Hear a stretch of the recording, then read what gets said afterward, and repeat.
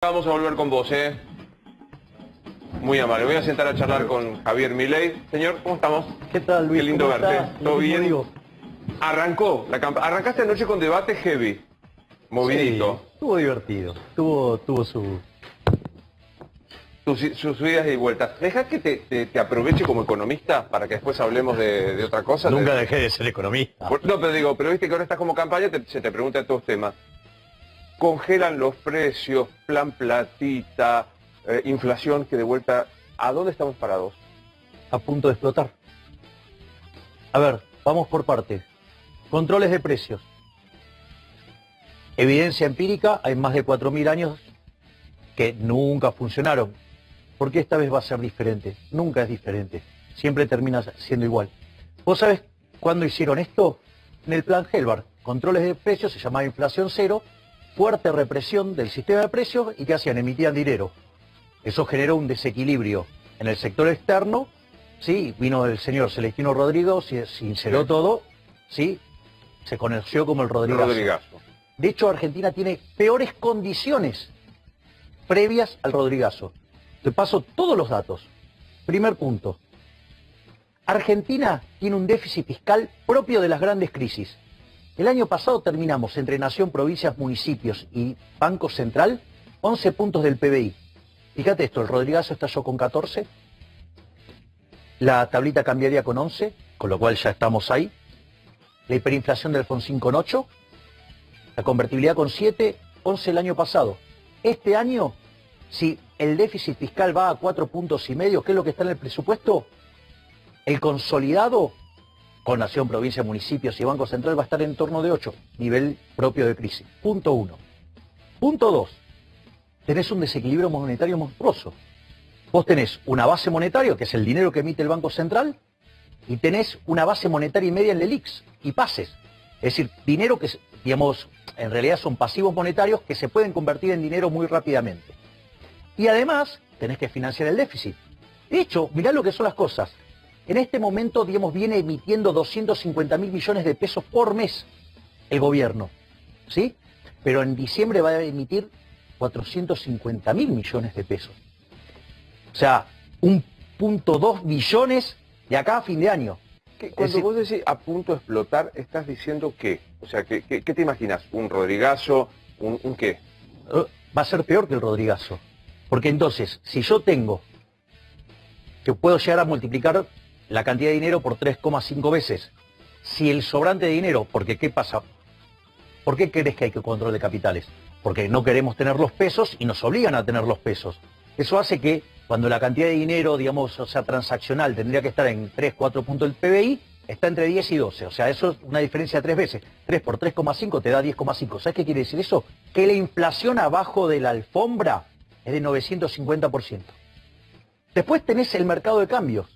Tenés una montaña de regulaciones que hace que el Monte Everest parezca el Monte Pigmeo. Y en ese contexto tenés una brecha de cerca del 100%. No es que en Argentina faltan dólares, como dicen los ignorantes. En realidad, sobran un montón de pesos. Guardados, atesorados en cada uno de nosotros. Entonces, ¿cuál es el gran problema? Que con este desequilibrio monetario vos no podés convivir. ¿Qué es lo que hace este gobierno? Este gobierno financia el déficit fiscal con emisión monetaria. Entonces te tira más pesos. ¿Y cuál es el problema? Que resuelve el problema de que se te van al dólar con más controles. Entonces, ¿qué hace? Te agranda, la brecha es una forma de medir el exceso de demanda, ¿no? Digo, porque claro, a ese precio hay más gente que quiere comprar que la que quiere vender. Y eso tiene una consecuencia en la economía, el exceso de oferta. ¿Qué quiere decir esto? Que en el mercado de bonos el precio de los bonos es muy bajo, la tasa de interés muy alta. De hecho, el riesgo país en la punta corta es 2.000, o sea... No solo eso impacta negativamente sobre la inversión de la economía y hace que se te fugue el ahorro. Por lo tanto, digamos, eso te va a terminar tarde o temprano pegando en actividad. Eso te va a generar que no crezca la demanda de empleo y la gente sigue reproduciéndose, por lo tanto, se te genera desempleo, caída del salario real. El salario real está en los niveles del 2004. Entonces, y si vos seguís haciendo esto, o no te bancás la tensión social y tarde o temprano devaluás, o abrís y explota. O sea que si no haces nada, explota. Si vos querés hacer lo que quiere hacer el gobierno, que es ponerse más activo con la política fiscal y financiarlo con emisión monetaria, es decir, es todavía muchísimo peor. Y si haces lo que tenés que hacer, que es poner las cuentas fiscales en orden, ¿sabés cuál es el problema? Que como este gobierno no es creíble porque carece de reputación, va a ser profundamente recesivo el ajuste. Pero ¿cómo salís? O sea, digamos, porque Alberto Fernández puede hacer algún ajuste, algún cambio, ¿está en condiciones políticas de hacerlo? No, es que se debería olvidar de ser político. ¿Alberto Fernández, el presidente? Exactamente, tendría que... Mirá, la historia le plantea el desafío de ser un estadista. ¿Sí? Por primera vez que un político... No en la historia argentina, porque esto ya Pellegrini lo hizo. Pellegrini se encuentra frente a una crisis, quedaban 2 años de gobierno, ¿sí? Y, digamos, o sea... ¿Y qué es lo que hace? Pone las cuentas en orden. ¿Sabés la cantidad de cosas que le dijeron? De hecho, cuando dejó el poder, él vivía a pocas cuadras del Congreso, se calzó el frac, la galera, el bastón y salió, y lo que le dijeron en esas cuadras fue de todo. Pero después, ¿cómo lo recordó la historia? Como el piloto de Tormenta. Alberto Fernández, después de todas las atrocidades que hizo, tiene una cita con la historia de poder ser un estadista. Que pague todos los costos, que ponga la cara, digamos, total, digamos, él ya es un cadáver político, que haga un servicio a la patria. Pero, ¿sabes qué? Me parece que son tan miserables que van a apostar a que poder aguantar como sea, generar toda la demagogia posible financiada con emisión monetaria, y bueno, y si estalla el día después de la elección no importa, porque acá lo importante es que la casta retenga los lugares en el poder. Quiero abrir a la mesa. Sí, claro. Ya está claro el partido, formás parte de la clase política. Te guste, no te guste, vos decís, despreciás, decís que... Pero sos clase política. Sos candidato a diputado nacional y vas a entrar con total comodidad. No, no soy clase política. O sea, de hecho, digamos, yo hago una diferencia. O sea, una cosa es hacer política, otra cosa es la casta. La casta es una cosa mucho más compleja. Y esto, digamos, donde yo más lo descubrí, ¿sabes qué? Fue caminando la calle. Y con mucha interacción con la gente. Porque una de las cosas que descubrí, que si vos cuando estás caminando en la calle y con las demandas que recibís, si vos no estás bien plantado en términos de fundamentos teóricos, de evidencia empírica y cómo esto se arregla, puede llegar a ser un desastre. Entonces, puede haber gente que tiene buena voluntad, pero es ignorante y puede hacer desastres. La casta es otra cosa. ¿Qué es la casta? La casta es gente que está formada, que sabe cómo esto funciona y a pesar de eso, ¿sí? Lo hace y produce daño sobre la población. ¿Por qué? Porque se beneficia con esto. Y es más, hay algunos que además son mucho más perversos, porque lo hicieron, fracasó siempre y lo siguen intentando. No porque crean que esta vez va a ser diferente y va a funcionar, sino porque se benefician con eso. Eso es la casta. Te doy un ejemplo muy concreto, muy pequeño para ir de lo particular a lo general. Es una inducción de lo particular a lo general. Tenés la ley de alquileres hoy. ¿Qué votás? ¿La derogación? Derogación total. ¿Y que cada uno negocie como quiera? ¿Y cuál es el problema de negociar, digamos, si en el fondo, digamos, es un contrato entre partes? ¿Por qué se tiene que meter el Estado? ¿O acaso el Estado, si nosotros queremos hacer un contrato, el Estado sabe mejor que nosotros lo que podemos hacer? Y bueno, entonces, ¿por qué se mete? Va a ser, a ver, cuando pasó esto, sí, yo le avisé al señor Lipovetsky que esto iba a terminar mal. ¿Qué terminó pasando? Terminó mal. Terminó, no mal, muy mal. Pero porque ¿qué es lo que pasó? Vos tenés una propiedad, yo tengo la necesidad de alquilar. Alquilamos por 2 meses, fijamos el precio entre nosotros y actualizamos como queremos. Nosotros hacemos un acuerdo entre nosotros. Y, digamos, cuando vos, en el fondo, cuando vos firmás un contrato, es como que estás creando tu propia legislación. Eso dice. O sea, a medida, digamos... Los contratos son las normas para las partes, dice el viejo código. Exactamente. Entonces, digo, ¿cuál es el problema? Si nosotros, vos sabés cuáles son tu situación, yo sé cuál es mi situación, ¿por qué alguien desde la poltrona que no tiene la más mínima idea de nada, va a determinar cómo tenemos que pactar nosotros? Es una locura. Es decir, entonces, ¿cuál es el punto? ¿Qué es lo que le dije a Lipovetsky que iba a pasar? Que iban a terminar retrayéndose la cantidad de viviendas. Pasó. Digo, con lo cual, además los precios se fueron a las nubes, con lo cual pasó porque el precio relativo subió fuertemente. Y no solo eso, sino que además hay otro efecto que no se mide, pero que también está presente, que es el deterioro de la calidad de las viviendas que quedan. Entonces, digo, pasó todo. Ahora, estas cosas, la teoría económica la tiene resuelta hace 70 años.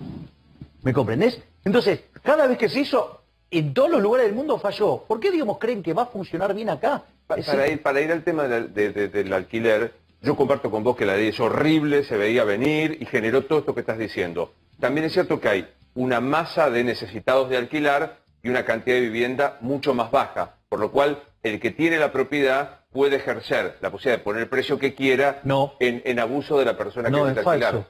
¿Por qué?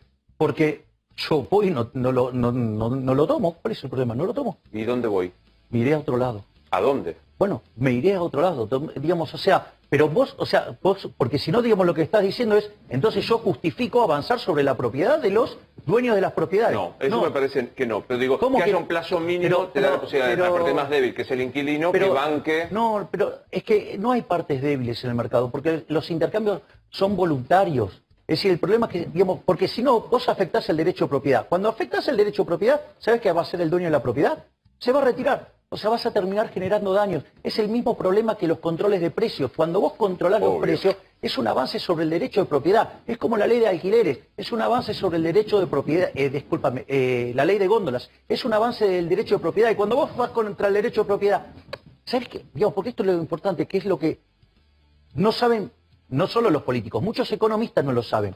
El mercado, ¿qué es el mercado? Es un proceso de cooperación social donde se intercambian derechos de propiedad.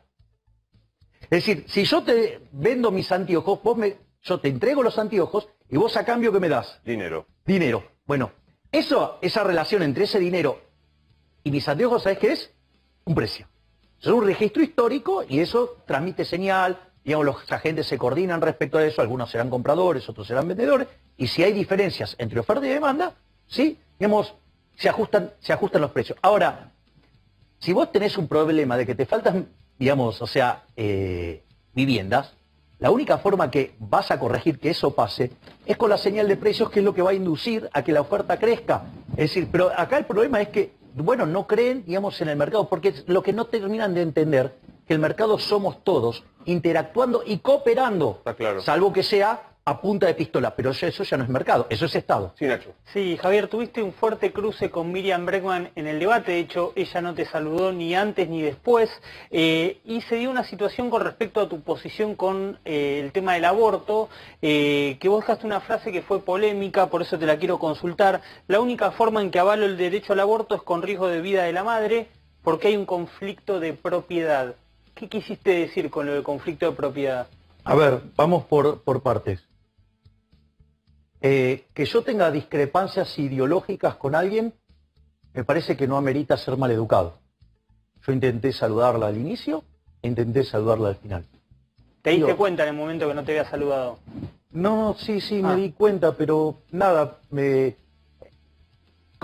entendía que en la primera parte podía estar enojada o algo por el estilo, y que bueno, después del debate, digamos, o sea, quizás se le pasaba y intenté, digamos, y luego, digamos, si la cruzara ahora la volvería a intentar saludar, o sea, porque digamos que yo tenga discrepancias ideológicas con alguien, digamos, o sea, no, digamos, bueno, de hecho tengo una excelente relación con el señor y no pensamos precisamente igual.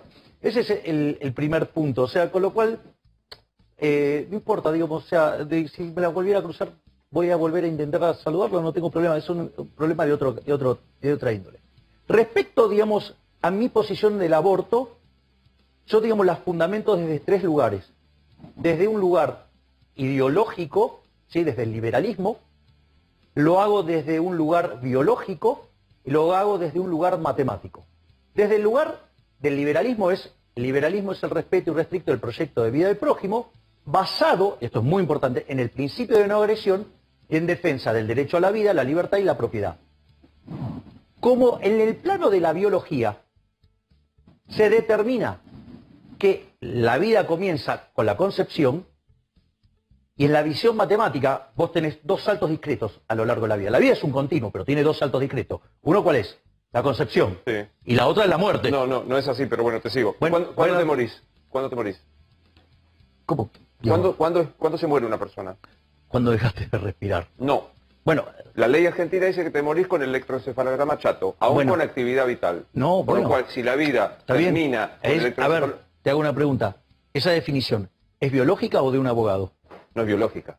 No, porque la actividad cerebral no es biológica. No, la bueno, actividad digamos, cerebral que no admite... No, la muerte cerebral no permite más la vida de una persona en tanto persona. No, bueno, está bien, digamos, o sea, vos creés que... ¿Vos donás órganos? ¿Qué? ¿Vos donás órganos?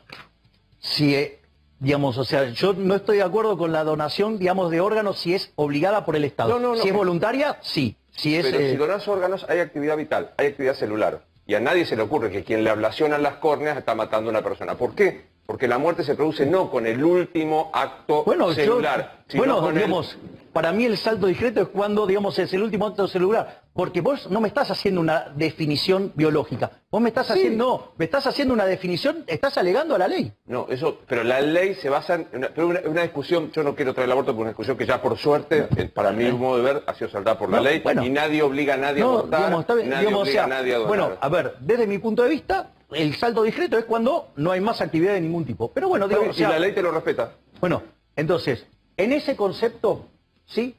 Para mí, digamos, la interrupción en cualquier momento intermedio, ¿sí?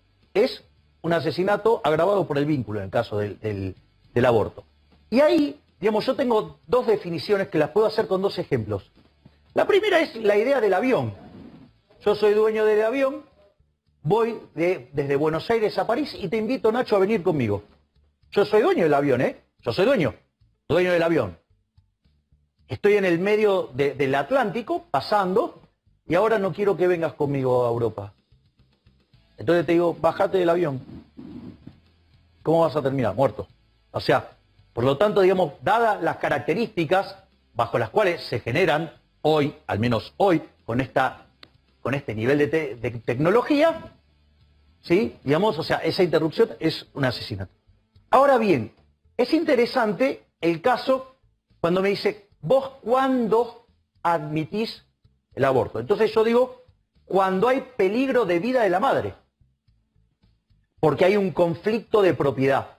Es decir, para mí, digamos, la persona que está en el vientre es otro ser, de hecho tiene una carga genética distinta desde el propio momento de la concepción, es otro ser, es un individuo en evolución. Ok, entonces, suponete lo siguiente ahora, porque vos ponele que entra alguien a tu casa a robar. Y vos no estás contento con eso. Ahora, ¿qué es lo primero que vas a tratar de hacer con esa persona? Que se vaya. Pero no es tu primer solución ir y pegarle un tiro en la cabeza. Lo que vos vas a hacer es, ¿qué cosa? Tratar de que se vaya. Y solamente, digamos, recurrirías a la fuerza solo si tu vida estuviera en peligro. Entonces ahí sí hay un conflicto de propiedad. Entonces, ante el conflicto de propiedad, digamos, o sea, vos, ¿qué vas a hacer? Vas a defender tu propiedad, tu vida. Entonces, cuando hay riesgo de vida para la madre, entonces, en ese caso, sí es admisible el aborto. ¿En caso de violación no lo defendés? La pregunta es, ¿por qué un delito se puede compensar con otro delito? Es decir, si, no sé, si Luis me robara a mí, yo tengo derecho a robarte a vos. Caso de violación es una situación muy trágica, muy distinta. Yo no dije... Me parece anacrónica la discusión. Discúlpenme, con todo cariño y respeto, me parece no hay que discusión, le estoy preguntando. Pero está sancionado por ley, a Javier nadie lo obliga a una mujer que esté con Javier aborte. Me parece, estamos al borde de preguntar si el matrimonio igualitario estamos al borde de preguntar si el voto calificado es, me parece, ¿no? Sí, Pensándolo. yo no tengo problema, digamos, me preguntan, yo contesto. Obvio, o sea, yo digamos, Sí, Rosario. En caso de que llegues al Congreso, que vas a llegar, ¿vas a acompañar el acuerdo con el Fondo Monetario Internacional? ¿Y se puede pagar a 10 años la deuda? Mira, el problema central de Argentina, ¿sabes cuál es, Rosario? No es la deuda en sí mismo. El problema de Argentina es el déficit fiscal. Es decir, lo que te genera, ¿sí?, el endeudamiento es el déficit fiscal. Entonces, en realidad, vayas o no vayas al fondo, si vos no arreglás el problema estructural, que es el déficit fiscal, vos no vas a tener solución. Lo primero lo que vos tenés que hacer entonces es, ¿cómo hacemos, ¿sí?, para arreglar el problema del déficit fiscal? Una de las cosas que yo elaboré para... Pero con el fondo se tiene que negociar, ¿sí? No, tenés que pagar. No, está bien, es que el Fondo Monetario Internacional, el fondo, digamos, o sea, si vos lo desvolteás al fondo, digamos, el problema va a ser mucho más grande que el que tenemos ahora. Pero vos fíjate que cuando yo describí los tres escenarios, hay un escenario malo que es el ajuste, ¿sí? Porque si ese ajuste no tiene, en un gobierno que no es creíble porque no tiene reputación, ese aumento del ahorro no tiene contrapartida de inversión y es recesivo. Pero también te dije, si no lo haces, Si no haces nada, es muy malo, es mucho peor el resultado. Y si haces tirar plata, digamos, desde un helicóptero, es como tirar nafta al fuego. Entonces el problema es cómo arreglamos la cuestión del desequilibrio fiscal. Una de las cosas que yo señalé ayer, y es con la que, digamos, lo hice en la parte de cuando hablé del modelo de la casta. ¿Cuál es el problema? Ayer vos tenías 3 candidatos que en el fondo adhieren a la misma base del modelo, al mismo modelo conceptualmente, que es que donde hay una necesidad, nace un derecho. Y eso, digamos, está claro en Vidal, cuando dijo que ella admiraba a Eva Perón. Está claro, digamos, en Santoro, porque justamente está representando al Frente de Todos, que justamente esa visión la tiene exacerbada, y que hablar de izquierda, digamos, que son los inspiradores de la idea. ¿Cuál es el problema con esa idea? Que cuando vos creás un derecho, alguien lo tiene que pagar. Entonces, ¿qué es lo que pasa? Si en cada necesidad nace un derecho, ¿cuál es el problema? Como las necesidades son infinitas y los recursos son finitos, Argentina vive persistentemente con déficit fiscal. Argentina, mira, de los últimos 120 años, durante 110 tuvo déficit fiscal. Desde 1900 hasta hoy hubo 17 crisis. De las 17 crisis, 15 tienen origen fiscal. No solo eso, desde el año 50, digo, porque hay algunos que tienen algún purismo con las cuentas, entonces, medido desde el año 50 hasta acá, sí, Argentina como consecuencia de estas crisis vivió el 50% del tiempo en recesión. Es decir, el problema está ahí, porque ¿qué es lo que pasa? Cuando vos generás el déficit fiscal o lo financiás con impuestos, ¿qué es lo que pasa cuando lo financiás con impuestos? Ahora, cuando estés en el Congreso va a llegar el acuerdo con el Fondo Monetario. ¿Apoyás al gobierno? ¿Me podés permitir que termine con esto?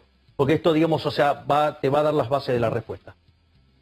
El primer punto es, vos subís los impuestos. Si vos subís los impuestos, ¿qué terminas haciendo? Terminas matando el crecimiento. Argentina, de hecho, digamos, arrancó el siglo XX, sí, teniendo un PBI per cápita como el de Australia, y hoy, al tipo de cambio oficial, tenemos el 25%, perdimos el 75%, y al paralelo, perdimos el 87,5%, o sea, una situación miserable. De hecho, pensá que en Australia los pobres tienen una 4x4. Pero no solo eso, sino que la otra alternativa, ¿cuál es? Endeudarte. Es profundamente inmoral, porque es cobrarle impuestos a gente que no votó, a gente que no nació. O la otra es con emisión monetaria, impuesto inflacionario, y es reventarle la cabeza a los más pobres, porque en el fondo le pega entre 25 y 30 veces más fuerte. Entonces, vos lo que tenés que hacer, primero tiene que cambiar la base del modelo. Es decir, ese modelo no funciona más porque ese modelo nos lleva, digamos, a Cuba directamente. Entonces, ¿cuál es el punto? El punto es que vos tenés que poner las cuentas fiscales en orden. Después, si te lo financias, digamos, te lo puede financiar el fondo o te lo puede financiar cualquiera, ¿sí? Ahora, ir a un default, ¿qué hace? Que convivas con altas tasas de interés, con bajos niveles de capitalización, con salarios reales más bajos. Por lo tanto, digamos, o sea, ahorrar la deuda no es un tema menor. Digo, Argentina es un defaulteador serial. Digamos, Argentina ya lo superó en la era moderna a Ecuador, o sea, Argentina está primero en el ranking. Entonces, el punto es, ¿cómo vamos a hacer el ajuste? Si el ajuste lo tenés que hacer, ¿por las buenas o por las malas? Es mejor hacerlo por las buenas que por las malas. Porque eso lo que va a hacer es que sea menos dolorosa. Ahora, el punto clave acá, ¿cuál es? ¿Cómo vas a hacer el ajuste? Entonces, para mí, el ajuste tiene que ser ajustando a la política. Tiene que ajustarse en las partidas de donde roba la política. Ejemplo, tenés que eliminar la obra pública, ir al sistema de iniciativa privada chilena.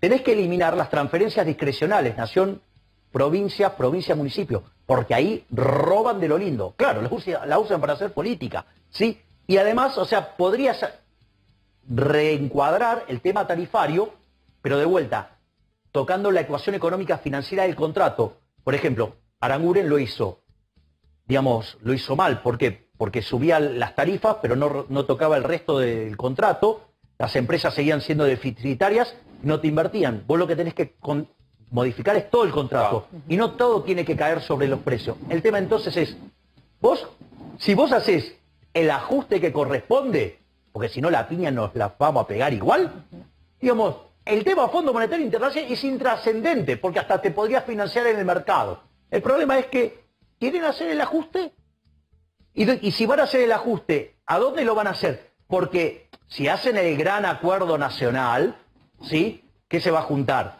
La reta con el kirchnerismo. ¿Sabe cómo termina eso, no?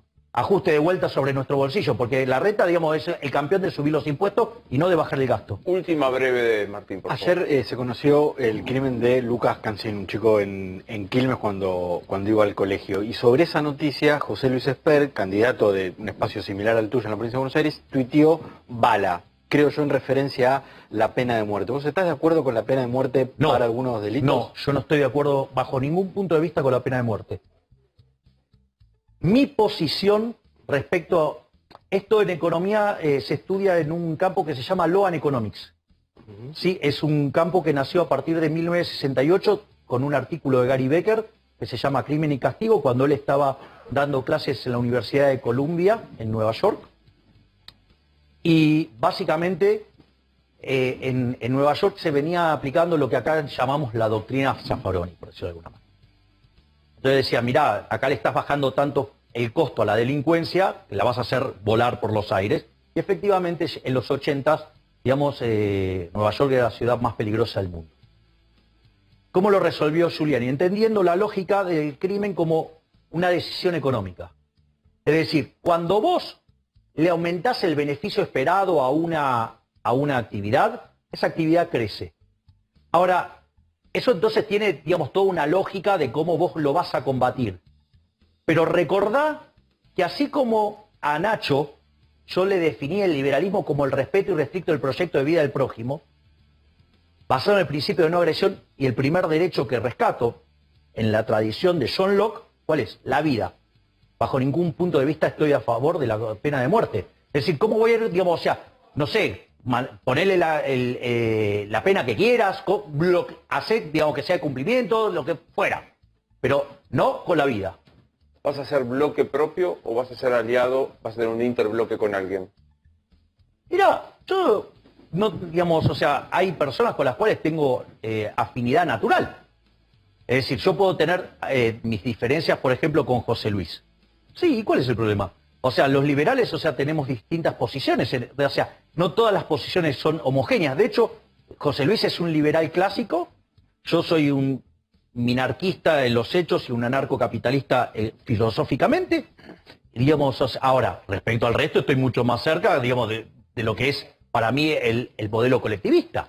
Por lo tanto, en ese sentido, digamos, o sea, yo no tengo problemas. Igual recordá esto, mi concepto es un concepto de índole moral. Es decir, hay cosas que no voy a hacer, por ejemplo, subir los impuestos, no voy a crear nuevos impuestos, jamás voy a ir contra la vida, la libertad y la propiedad. Y todos los proyectos, digamos, yo, digamos, participaré, enviaré o lo que fuera, pero siempre desde una perspectiva moral. Fíjate que mi principal crítica al Banco Central no está en lo técnico, está en lo moral.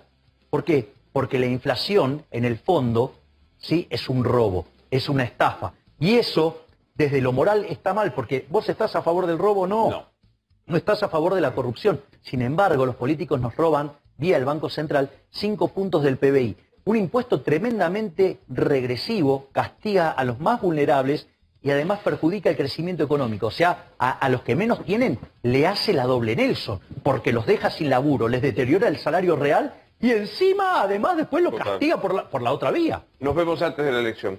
Será un placer como siempre. Gracias por venir. Gracias, Luis. Hay 17 de octubre.